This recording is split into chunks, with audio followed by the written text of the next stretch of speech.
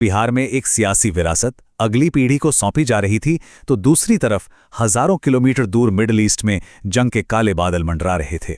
अब एक ही दिन में दुनिया की ये दो बिल्कुल अलग अलग तस्वीरें आपस में जुड़ी कैसे हैं? चलिए आज इसी को समझते हैं।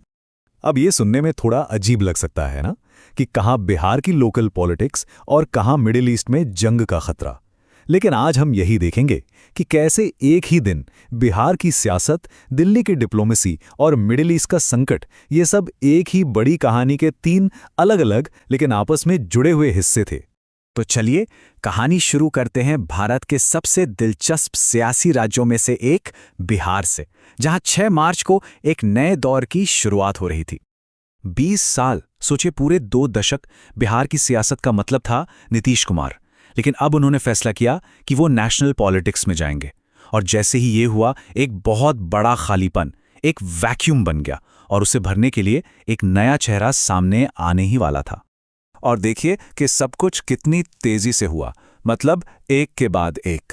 5 मार्च को नीतीश कुमार ऐलान करते हैं कि वो संसद के ऊपरी सदन यानी राज्यसभा जा रहे हैं।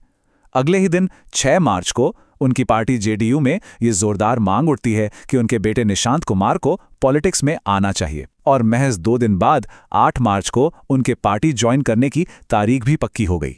अब ये जो कहा गया, ये सिर्फ कोई पॉलिटिकल बयान नहीं था, इसमें इमोशन भी था। एक तरह का भरोसा दिलाने की कोशिश थी, लेकिन साथ ही ये एक बहुत साफ इशारा भी था। पावर एक पीढ़ी से दूसरी पीढ़ी को ट्रांसफर हो रही थी। तो ये तो हुई बिहार की बात। अब चलिए यहां से करीब 1000 किलोमीटर दूर चलते हैं, देश की राजधानी दिल्ली।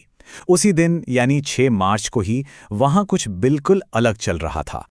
ये बहुत दिलचस्प है। एक ही देश, एक ही दिन, लेकिन राजनीति के 2 बिल्कुल अलग अलग चेहरे।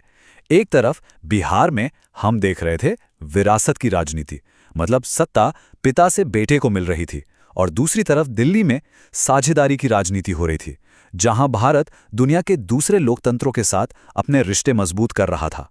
देखिए, प्रधानमंत्री मोदी और फिनलैंड के प्रेसिडेंट के बीच जो मीटिंग हुई, वो सिर्फ हाथ मिलाने और फोटो खिंचवाने तक सीमित नहीं थी। इसमें ठोस काम हुआ। दोनों देशों ने पर्यावरण से लेकर व्यापार तक कई जरूरी समझौतों पर साइन किए, और ये सब भारत और यूरोपियन यूनियन के रिश्तों को और गहरा करने की दिशा में एक बड़ा कदम था। और फिनलैंड का प्रेसिडेंट ने जो कहा, वो बहुत मायने रखता है। उन्होंने कहा कि भारत दुनिया के सबसे बड़े लोकतंत्रों में से एक तो है ही, साथ ही सबसे तेजी से बढ़ती अर्थव्यवस्थाओं में से भी एक है। मतलब साफ है, दुनिया अब भारत को